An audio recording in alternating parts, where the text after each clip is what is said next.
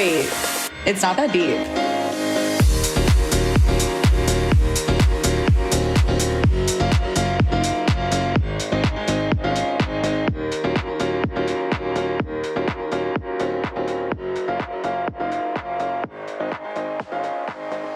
Hey, you guys. Welcome back to Not That Deep. I am so excited to be here. I'm so excited to be yapping. I'm in my roommate's latex red vest. Almost feels like I'm in Toxic, the music video with Britney Spears, but just a little bit more conservative, and I'm proud. Today's a special episode. It's not an anniversary. Nothing really that exciting is happening, but we have a new concept, and my good friend and producer, Chris Mueller. Oh, sorry. I don't think I've ever said your last name before. Say my last name. Siegelstein. Damn it. Hey. Chris Mueller. I mean, thank you for correcting me. People are full of great ideas. I think a lot of people keep their ideas to themselves. Like, I think that if you have a good idea for somebody else, you should say it because it could change their freaking life. Obviously, if you don't want them to succeed and you have an amazing job, do not tell that person your great idea. But if you're in the business of lifting others up, tell them your great idea. Maybe you'll get a percentage or maybe a shout out in Forbes 30 under 30. You just never know. So I'm super open to ideas and feedback and criticism, as my manager at work says. I was actually in a meeting. My manager said, Dana, you're super open to feedback. And I was like, the hell does that mean? It means you can tell me what to do and I'll just do it. I think that makes me a good employee, partial pushover. But I think also with work, it's not that deep. And if you think I could be doing something better and you tell me that, I'm going to do it. I don't really care that much. Also, what am I going to do? Push back? No, I don't want to try this new Salesforce trick. What? Do it. It's literally not that deep. Chris texted me yesterday and he said, Dana, I have a great idea for you. And I'm paraphrasing, of course. And actually, I'm not paraphrasing. I am extra phrasing. So what Chris probably said was a sentence, and I'm going to make this into like a 3-part thesis essay. He said, Dana, you're one of my favorites. And I have a great idea for you. What if you did a call-in portion of the pod? Immediately, I stopped what I was doing at work and I pivoted and I started like looking up how to actually do this, the best tools. Chris gave me a tool, of course, but I actually found one I liked more, and that's why it's important. Where now I feel like it was my idea because I didn't take his exact advice. You know, I kind of made it my own. But no, he fully can take credit for this. It's brilliant because I listen to other podcasts where they have call-in segments, and I love it because similar to Instagram, when people can do and ask me anything, people like to engage with real people. And I think my whole thing with Not That Deep is I am a real person. What you see online is who you get in person. Who you see in clips is who I am. If you see me on the street, unless I'm like really depressed one day, then you might not get her, but she'll come back. She just needs a moment. I think there's beauty in that. And I think one of my favorite things has been when I get to, well, let me phrase this properly. One of my favorite things is not when I'm sick, but something good that came out of me being sick for like 3 weeks was I had people subbing for Not That Deeps of the Day. And the community that gathered around was so beautiful. And people were so open to submitting their Not That Deep of the Day. People were telling me that they do it with their boyfriends every night. Boyfriends, multiple. Only poly people are allowed in my DMs. And I don't know, there was just something really beautiful about this concept that life can feel that deep, but let's recognize these like benign things that aren't that deep and connect on them. And I loved that other people were down for it too. It's one thing to want to foster community. It's one thing when it actually happens and you're like, oh, it's happening. Everybody stay calm. And I'm really calm and I love it. So the whole point of the call-in for me is to hear from you guys on like a voice level. You can write in, you're not that deep of the day, but to really hear you explain it and to hear, typically if people will message me what they're not that deep of the day was unsolicited, which I love, I'll probably respond like, I've never had one that really blew me away, but sorry, not blew me away. I meant like shocked me to my literal core where I had no words. They've all been pretty regular things that I can be like, wait, yeah, that's also not that deep. But I like engaging with you guys and I love when you message me and then I can respond back of, wait, agreed, that's so not that deep. Or, this might be that deep. I don't know. It's just fun. And then we can have some banter back and forth. Sometimes people say, Dana, I can't believe you're responding to me. You better believe it. I'm not doing that much. Like, I better be responding to you. Please.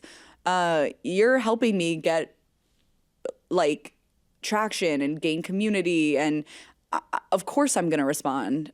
It's, like, one of my favorite things. It means so much to me. Because also I reach out to people all the time on social media. And if they get back to me, cool. And if they don't, whatever. But just to put that good energy out there is really exciting. So I have this voicemail set up now that the website's a little weird. Like, the website does look like it's equivalent to like a bibliography website from middle school, but I trust it because a lot of you already sent your voicemails in. And today what we want to do a test run. The thing about me is nothing I ever do is ever going to be perfect, but nothing the first time I do it is ever probably going to be the way I continue to do it. And that's on learning. And you need to be fine with kind of looking like a damn fool. And then you can look back and say, remember how foolish I was? Yeah, and then you all can laugh about it, or maybe people laugh at you behind your back. But the truth is, you're laughing all the way because it's NTD and it doesn't matter. So what Chris is going to do for me, and because I can't do everything, people. I can't come up with ideas and execute them. Chris comes up with the ideas and Chris executes them. I just talk, and I love it like that. Thanks, Chris. So what we were thinking was Chris would play at random, maybe like 3 or 4 voicemails that you guys left me. We'll listen to them in real time. I only listened to like 3 of them, but the first part, because I actually couldn't believe that people actually sent them. Like, the fact that I put a voicemail up and then people sent it in that I've never met before was so cool to me. So thank you. And I hope that you guys like this format, and then we'll kind of continue it. But let me think if there's any other things I want to cover. I am supporting my friend in a half marathon this weekend. I want to run a half marathon so bad so that I can tell people I'm running a half marathon. Like, I mean, that's that. I ran cross country in high school. I was so bad at it. I was running 30-minute 5Ks. I probably couldn't run a half marathon because my body just wouldn't let me. Let them, as Mel Robbins says. But I'm excited to cheer people on.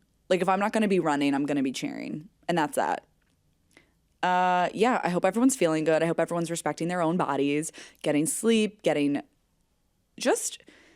not even getting sleep. I hope you're getting slumber because you know me, I'm very sleep supportive. And if you can get sleep, you can get a lot more done. I'm not subtweeting Chris. Chris doesn't sleep. But sorry, that felt shady to me and it's just sleep. But okay, so Chris is going to start playing these voicemails and we're going to see how it goes. Okay, wait, actually, can you tell me who it's from so I can... Of course. Okay. This first one's coming in from Emily Walsh. Emily Walsh, I cannot wait to hear from you, and we're going to decide, is it deep or not that deep? That's what we mean. We might change that. Okay. I'm going to listen. Hi, Dana. My not that deep of the day is it's not that deep if you're getting a little bit sick and you feel that tickle in your throat. And did I freak out last night? Yes. And am I still not feeling great today? Yep. But, my nose is a little runny. My throat kind of hurts, but I'm able to lay down and take it easy. And it's just not that deep. Thanks. Bye. That was a great one. Emily Walsh, thank you so much for sending this in. I hope you're feeling better by the time this goes live to the people. I could not agree more that it's not that deep. Also, I always say health is our biggest superpower. So the fact that you're able to recognize I have a little tickle in my throat, okay, you can't really do anything about it at that moment, but you are able to rest and lie down and take care of yourself. I absolutely love that. And that's a privilege in itself. And I hope that you were able to rest, take some Zicam, or maybe go some holistic remedies. But for me personally, when I start feeling a tickle, I am like, okay, pause. Was I gonna do something that I probably shouldn't do? And then I kind of start emphasizing eating better, sleeping well, maybe lay off the gym for a second. Is it frustrating? And this is how I end up talking about most of my not that deeps of the day is it frustrating? Yes. Is it that deep? No.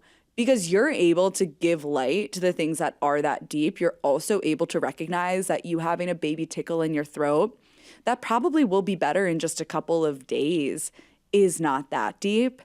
And I also personally wanted to thank you for being our first call-in ever. I hope that helped. Okay, so final answer, not that deep. Okay. But we also should recognize that illness comes in very different forms, and like for you it's not that deep, and like for me it's not that deep, but for others it really is that deep, which is why we need to like be mindful of how we talk about it as well. Ready for another one? Yeah, I'm ready. Okay, this one's from Bryn Granger. Go, Bryn. Okay, a little controversial, but it's not that deep if the people closest to you in life, slash, the people that understand you the most in life are not your family members. I think a lot of people put such an emphasis on blood is thicker than water, family above everything.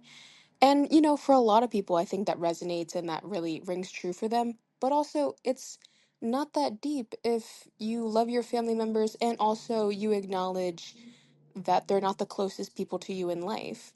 Um, your family is a collection of humans. They're a collection of people, and we click with some people and we click with others less. It's okay to admit that you're closer to people that aren't your family members, and it's okay to admit that you're closer with some family members other than others just because you're adults and you just don't click as well. It's not that deep. It's okay to love someone and be like, and we just aren't that close. That, why do I have like the biggest smile on my face? Like my cheeks hurt from listening to that, because yes, and freaking yes. Blood is not always thicker than water. And I think there's sometimes this pressure of being so close with your family that just isn't natural for a lot of people. There's nothing wrong with exactly what you're saying, Bryn, loving your family so much, yet acknowledging that there are just other people that you're closer with. I would imagine there's different cultures have different expectations for family members and things like that.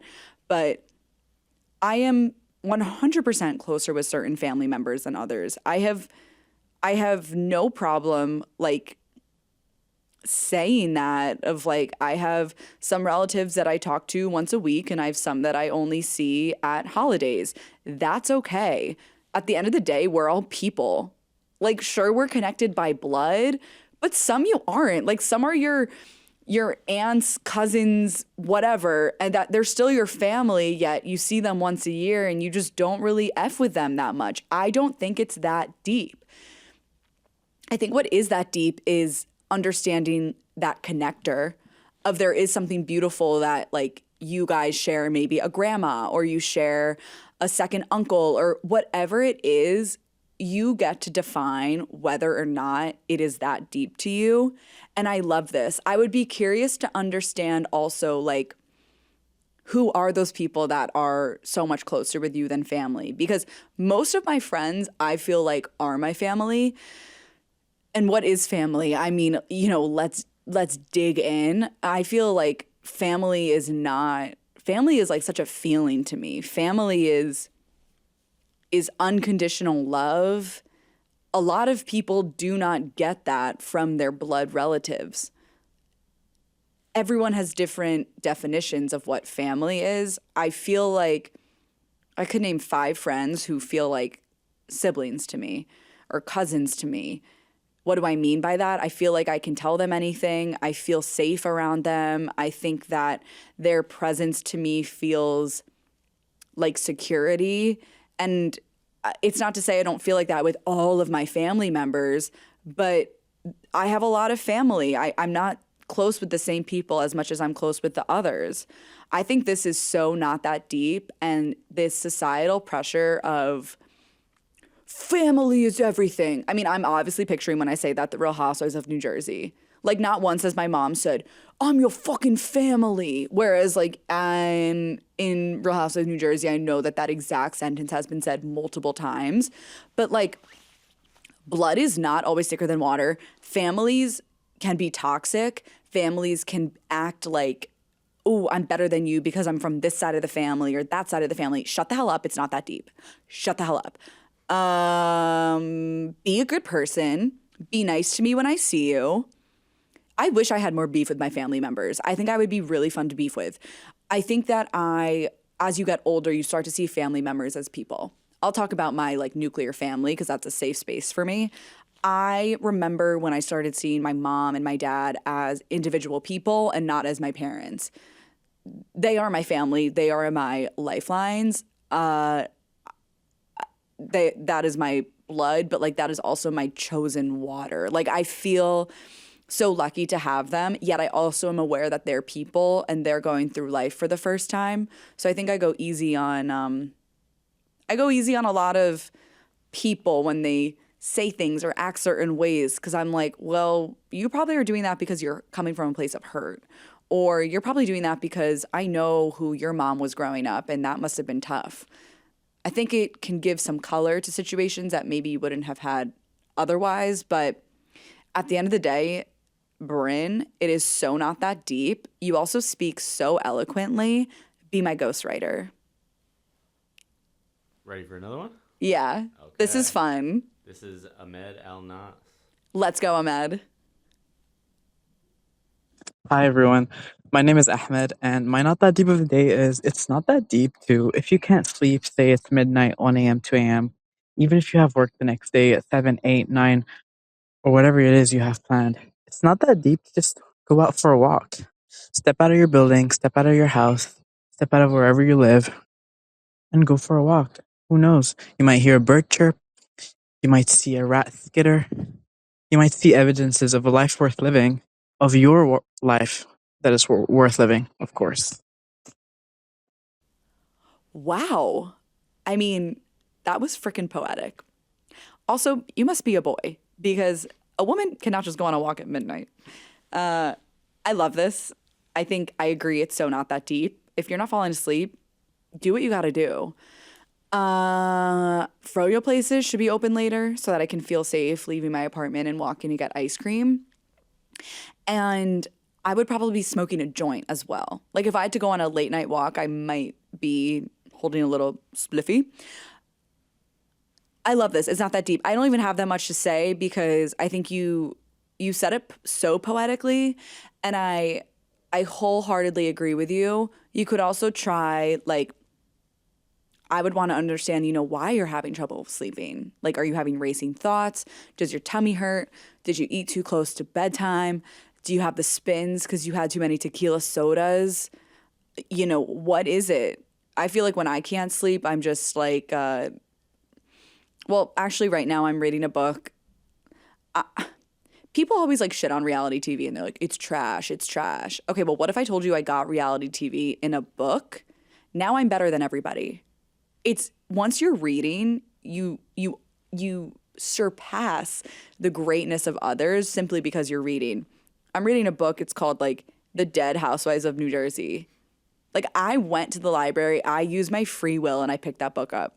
So that's the last thing that I read before bed. And then naturally, I'm having dreams about the Real Housewives of New Jersey. They're table flipping. I'm a housewife. I'm smoking cigs. I have a big French manicure. I am loving my life. My hair is bigger than ever. And that's what I'm dreaming about. But I do feel like when I'm falling asleep, sometimes I'm replaying scenes from reality TV to avoid my own inner monologue. Inner monologues are scary. Inner monologue can be scary, but I think you need to listen to it because ultimately that's your brain. That's your brain trying to talk to you. And if you don't want to listen, sure. It's going to come out eventually. And it might come out to Ahmed. Thanks, Ahmed. Me. Okay, do another. Okay, it's a quick one from Lindsay. Okay, Linz. Hey Dana, I'm Lindsay, and my not that deep of the day is if you sprain your ankle and have to last minute cancel your Costa Rica trip, it's not that deep, and you can just book a flight to New York City instead, where you can hang out with your friends on a couch and still enjoy your spring break. It's not that deep. Oh, we're talking spring break. Lindsay, I can hear the hurt in your voice. Is her last name there? It's her email's Lindsay Ice, and I'm not gonna read the rest of it. Okay. Oh, wait, yeah. Sorry. Is her social security number in there? Yeah. Okay. We'll offline it. Okay, wow. Okay, I'm trying to put myself in your shoes of spraining my ankle. Net at the top, it's not that deep. My job here today, as defined by myself, is to like kind of rummage through it. A few things were brought up. I'm so sorry you sprained your ankle. Spraining your ankle is one of the most like dehumanizing things you could do because it's probably avoidable because you didn't break it. It's not like you were it's not like you like fell downstairs and were like horribly hurt. You probably were like wearing a shoe that was a little too high and then your ankle went like that. And then you thought that you were fine, but then you kept walking and then you partied. And then you came home the next day and then your ankle's swollen. And it's like, oh, that did hurt. Why did I specify that? Because that's happened to me probably 11 times. I'll never forget one time I was leaving McSwiggins, shout out, in New York City. And I rolled my ankle and I thought I was fine and then I wasn't. And then when I got back to my boyfriend's at the time, then I took my shoe off and then instead of like getting me ice immediately, he was like, your feet smell. And I was like, oh my God, you're going to be such a bad partner. And then we didn't last that long. That's what she said. But you don't tell someone their feet stink when you're like, when they're in a really compromised position. But with that, I get it. People are really quick to be like, it's just a sprained ankle, walk it off. No, that shit hurts. And I think because it's not such a violent act, people don't give it enough credit. Lindsay, I see you. I need to give it all the credit that it deserves because spraining ankles is not for the weak. Also, you missed spring break. I mean, sweetie. I am so sorry. Sounds like you're making the most of it by going to New York with your girls and sitting your ass on the couch. But now I'm a little bit confused because, see, this is why I wish you were a live caller, because I just have more clarifying questions. Right now I'm wondering what everyone else is wondering. Are you in college? But then why are they in New York? Do you have older friends? Are they going to NYU? Sorry, I'm not entirely sure. I wish I had a live chat right now. But missing spring break would feel like the end of the world, but it's not. I actually, Snapchat memories, people. I love Snapchat memories. Right now, I think it goes up to like 10 years because I just got my 7-year. No, it might be just 7 years. I'm kind of curious. Are we going to be 85 years old, God willing I make it that long, and have our Snapchat memories? Like, is it going to say, 62 years ago today, you tried cocaine for the first time? And then I'm going to send it to my girls and be like, good times. Because that's what I do right now. I send them this shit and I'm like, look how good life used to be. Look how fat I was. And I didn't care. It was before I knew what Botox was. It was before I knew what Ozempic was. Like, life was so worth living. And I miss that version of myself. Like, I look at photos of her and it's like, you have no idea how good you have it, you stupid communications major. Like, I was just in college ripping Long Island iced teas, having nary a responsibility, and doing it like every night. I'll never forget, it was my senior year and it was final season. I, of course, had 2 finals because I was a communications major and they didn't expect a lot out of us. Only a couple of us, make it big, praying it's me, but it was a tough go. I barely had finals. So I was at Sharky's, the bar at Virginia Tech, every single night getting hammered. And it's like, hey, mama, don't you have anything better to do? Of course I don't. This is exactly what I was supposed to be doing. And I'll never forget one time I actually overheard my friend talking shit about me. I've only found out about people talking shit about me twice. Once was in middle school and it scarred me forever. It was my friends, Mia and Carly. You bitches, if you're listening to this, I don't even know if you know this. Well, wake up. There's no way you're even listening to this, you stupid bitches. So they're still my best friends. So I found out that they were making fun of me because I wore blue eyeliner, and I'm sorry, God forbid a girl get a little freaky on the eyeliner. Like, if you're talking smack about somebody wearing blue eyeliner, you must be insecure that you're not. And that's what I told myself at the time, but I was so upset. And like, that's honestly what I thought the meanest thing somebody was saying about me back then was. Like, that was the moment where I was like, I cannot believe real evil exists in this world. Blue eyeliner. if you could know the bad stuff that people are saying about you, would you want to know so that you could create boundaries between yourself and those people? That's a question. That's a question to poll, because it's been a minute since I've been in a situation where someone's like, Dana, I have to just be a good friend to you, but like this person's been talking about you. I would freak. You know, I would hope my friends should talk about me. I'm probably very fun to talk shit about, you know, like whatever. So I was in the bar and I overheard my friend Charlie, female, saying to somebody, I think someone said, "Where's Dana?" And she said, I don't know, but she's a comm major, so she like isn't really doing finals. And I was right behind her and I said, "Excuse me?" And she was like, "Oh my God, hi, I just meant," and then she started rambling. And then I wasn't even upset because it was absolute truth. Yet I was like, wait, are people talking about me behind my back? And that's when I realized that. Like, what a dumbass. I'm so stupid. Gosh, Karen, you're so stupid. Spring break for me was, I went to spring break in Key West my senior year. And the way that shit went down, I got a henna tattoo of Jersey Baby on my, what's that called? Tramp stamp. On my tramp stamp, I paid for somebody to henna Jersey Baby there. And I was like, this is it. I also had the confidence to wear a low-rise bikini. Bitch, what are you doing? I loved her. I loved that version. So yeah, Lindsay, my mamacita, you will see spring break again. You will go to Costa Rica again. You will swim with iguanas again. You will zip line once and for all. And I just think maybe you wouldn't have even been ready for Costa Rica. Would Costa Rica have been ready for you? You have all your gorgeous life to go back to Costa Rica. You'll always remember this special couch time with your girls. Watch The Pitt, watch The Office, watch perhaps Girls, and just enjoy your time, because right now there's nothing you can do about it, and it's not that deep.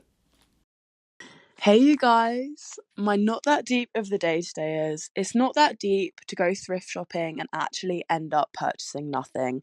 You can have 8 items, you know, in your arms, try them all on, and they all look like shit. It's okay. The thought was there, the commitment was there, you tried your best. It does feel a bit devastating, you know, going back empty-handed and having to leave the shop without purchasing anything. But at the end of the day, when you're participating in that type of shopping, it is a one size fits all, and really one size does not fit all. You can see the most stunning piece, have a vision for it, try it on in the changing rooms, and it just doesn't fit you. You can't get it past the hips. It's not that deep to put it back. You don't have to feel obliged to buy something that doesn't fit you, even though you're in like a thrift or charity shop environment.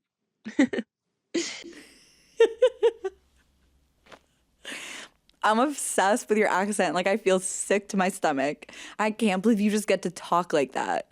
Like, I can't believe someone has an accent like that and I say the word salmon and people are like, you say that weird, you know?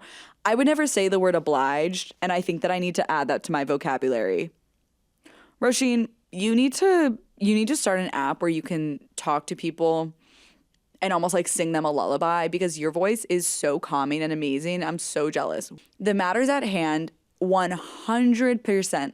Oh, Chris, maybe I could have like a sign and be like deep or not that deep. Yeah. Or like when I have a guest, we could like hold it up. Yeah. That's cute. Okay. You guys are getting real life like interaction feedback. Going shopping and coming out unsuccessful, it's frustrating, but it's not that deep. Completely agreed. You know when in your heart of hearts you would like to be shopping, and then your body is like, hell no. I'm very body positive, but I think that you have to be in the right physical and mental, emotional mindset to go shopping and have it be a success.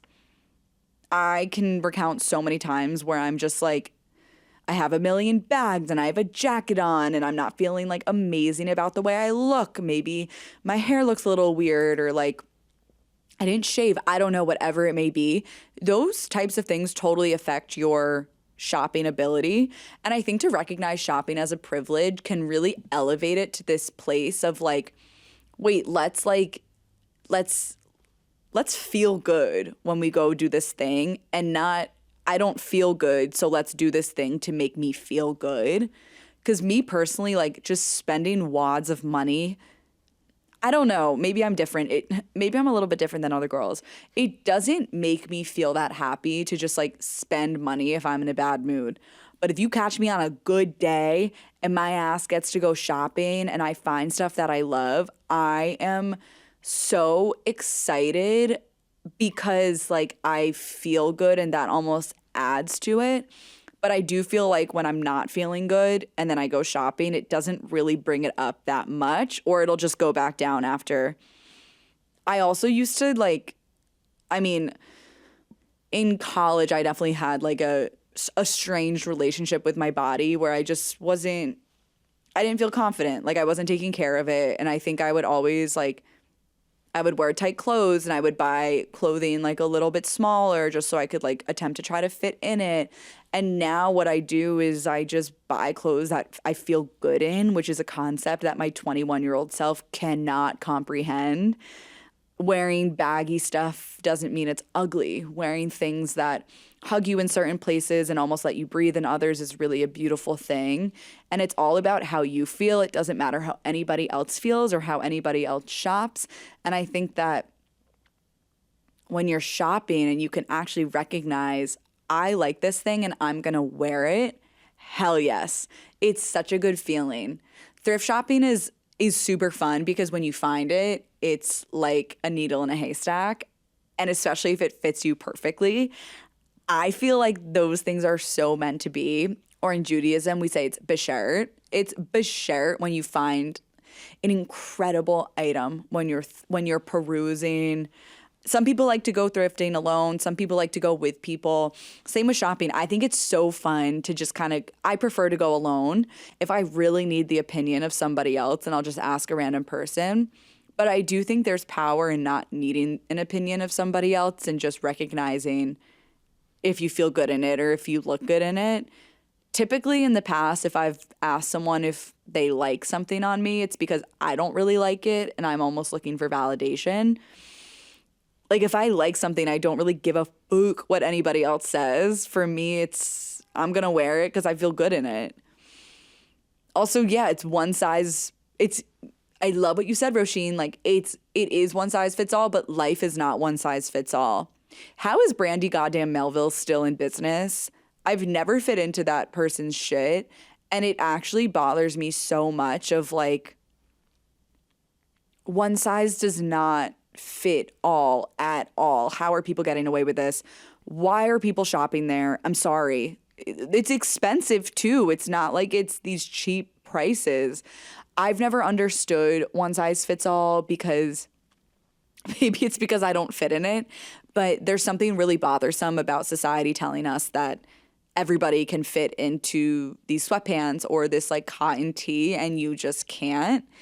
And why are you allowing me to feel shame about this? It doesn't matter. We're all built differently. We all have different body types. We all perk at different places and stages. And I don't know. I've never really followed that. When I was in college also, I did something called the Body Project where we would talk about society's influence on body image and how we can kind of shift our own narratives. And that's honestly what helped me get out of my disordered eating habits because I was able to recognize my body not for what it looked like, but for what it helped me do.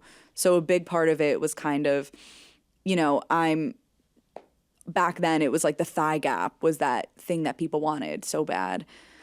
And it was like, okay, you don't have a thigh gap. Oh, my thighs are so big. Okay, well, what do your legs allow you to do? My legs allow me to drag my ass across campus. They allow me to stay dancing at nighttime with my friends. Doesn't matter what they look like. Doesn't matter that they're bigger than the person sitting next to you. The fact that you have legs, the fact that you can move, the fact that you can lift heavy weights is so sick. And the more I go through life, the more aware I am of how much I embody the Body Project and how much I try to pass it on to others. Something else I wanted to say is like, in college, I'm talking a lot about college. It's probably because my Snapchat memories were from them. And Snapchat memories kind of run my goddamn life. But, if you'll ask your friend, like, oh, do I Like, do my arms look fat in this shirt or whatever? If someone would say that to me, maybe in the past you would say, oh my God, no, you're so skinny. Oh my God, not at all. You look amazing, blah, blah, blah. Something that I kind of pivoted my dialogue to say is, do you feel comfortable in that? Because if someone's asking you, similar to what I was saying about the dressing room, if somebody's asking, like, do my arms look fat? It might be because they internally know that they're not comfortable, but they want the validation of someone else.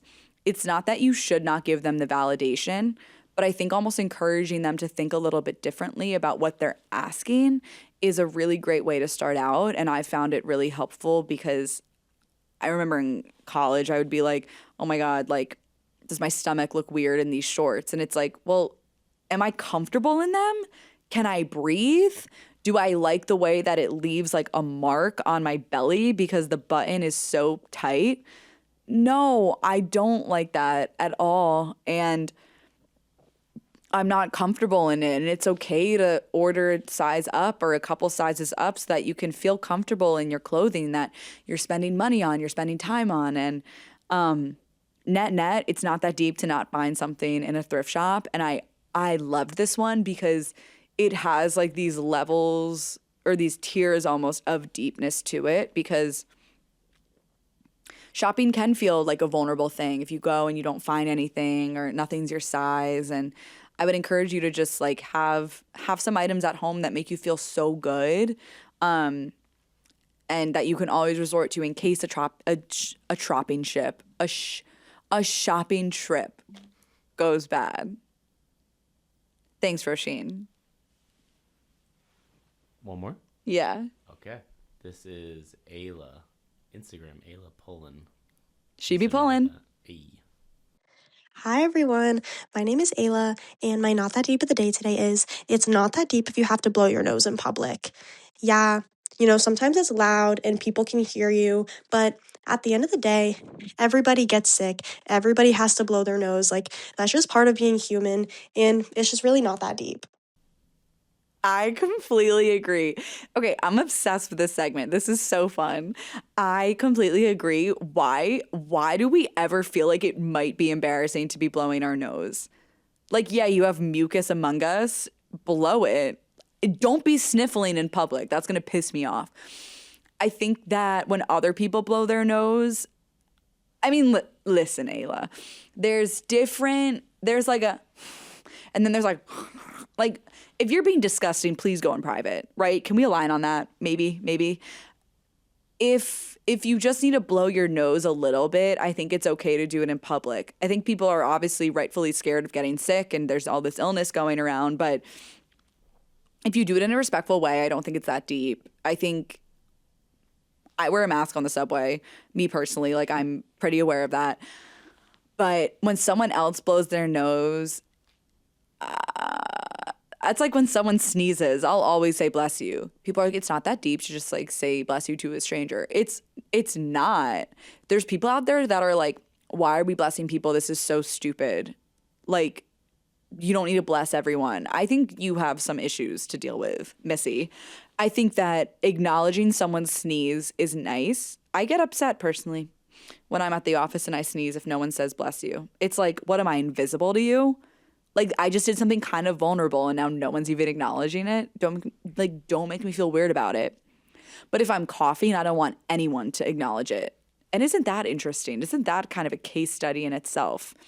If I'm blowing my nose, I don't really want people acknowledging it either.